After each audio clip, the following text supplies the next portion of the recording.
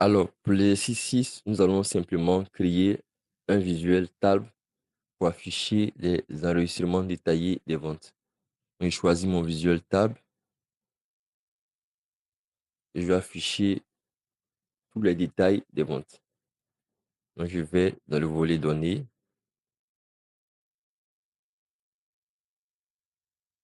Je vais commencer par le numéro de commande, la date de commande, le produit, je vais le prendre à table produit, la quantité, on l'a ici, le prix, on l'a ici.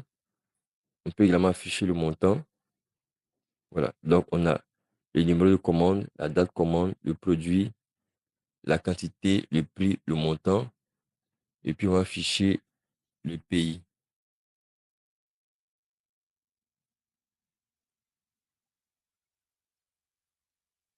Alors, on remarque que pour les champs, quantité, prix et montant, Power BI a fait une agrégation automatiquement.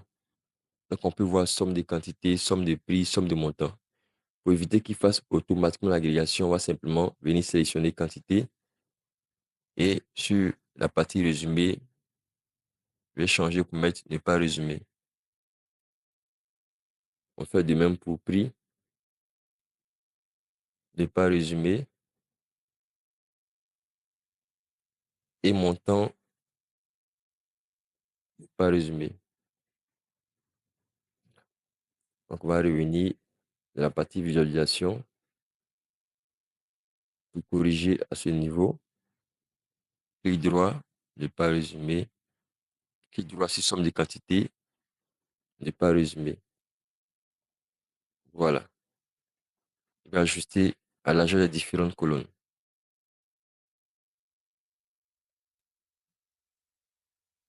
OK. Alors, on va procéder à la mise en forme de notre tableau ou de notre table. On va commencer par le style. Alors, je vais dans mettre en forme boîte visuelle.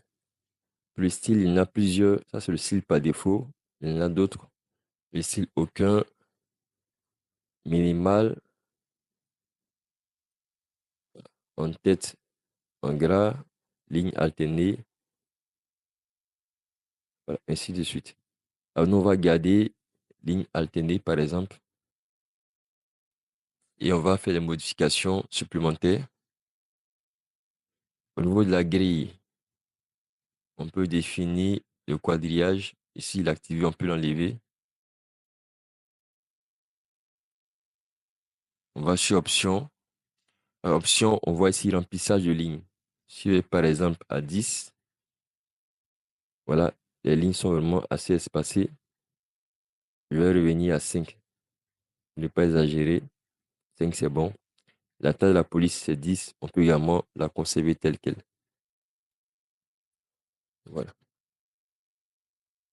Je vais aller ici en tête de colonne. L'arrière-plan, c'est noir par défaut. Alors, je vais mettre par exemple ce bleu-ci là.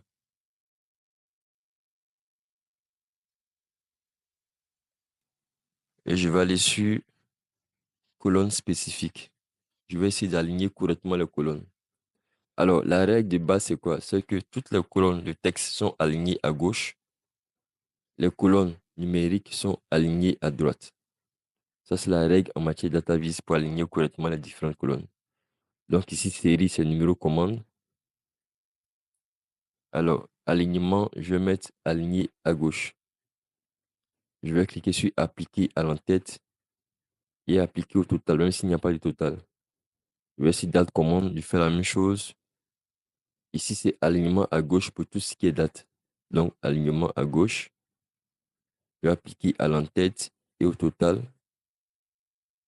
Pareil pour produit, alignement à gauche, appliqué à l'entête et au total. Quantité, ça c'est une valeur numérique, donc c'est l'alignement à droite. On va appliquer à l'entête et au total.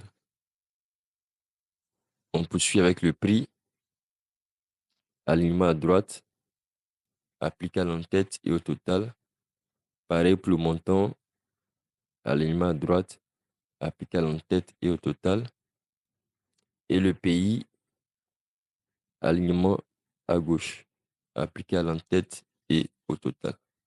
Donc, nos colonnes sont correctement alignées, de sorte qu'on n'a pas besoin de grille pour pouvoir distinguer les différentes colonnes. Voilà.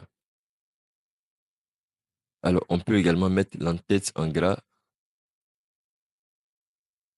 mettre en forme visuelle, en tête de colonne, et mettre en gras. Donc, voici quelques mises en forme qu'on peut réaliser sur notre tableau. Plus tard, s'il y a des mises en forme nécessaires, on va simplement les ajouter. Pour l'instant, je crois que c'est bon. On a assez bien configuré notre tableau. On peut avancer avec le prochain exercice.